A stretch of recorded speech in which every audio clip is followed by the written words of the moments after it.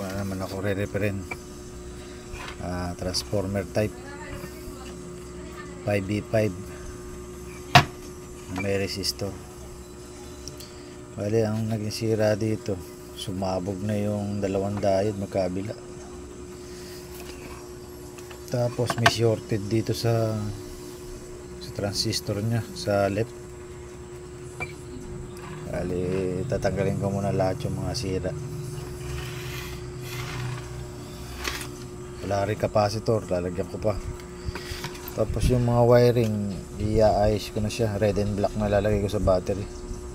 Ano siya, rumble yung kulay eh. Ayusin ko muna. Bali ito, na-remove ko na yung yung parts niya. Bali shorted yung limang transistor niya. Ito tinanggal ko muna para mayayos ko ng lagay. Bali yung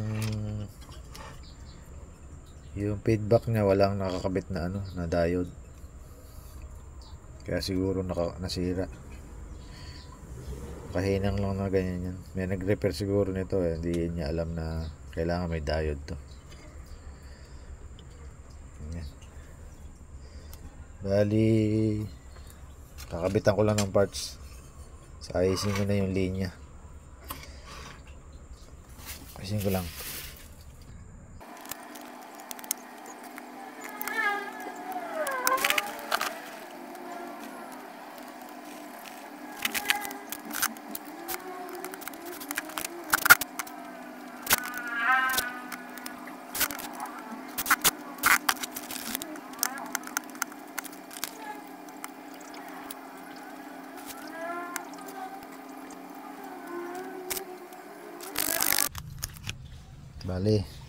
Bali ito okay na.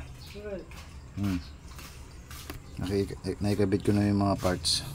Resistor, transistor, diode. Tapos yung wiring, naikabit ko na. Ito yung negative. Ito positive. Capacitor, naikabit ko.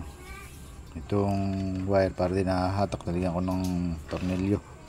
Screw pala, hindi tornilyo.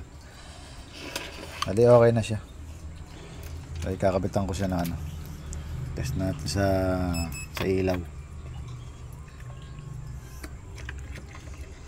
Yan natin kung ano yung kaya niya. 500 watts muna tayo.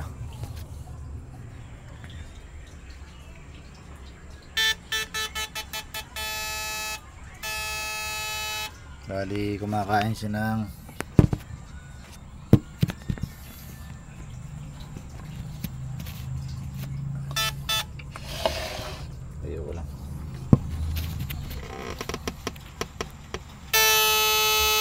bali 34 ampere, 400 volts, 400 watts. Yan. Bali okay na.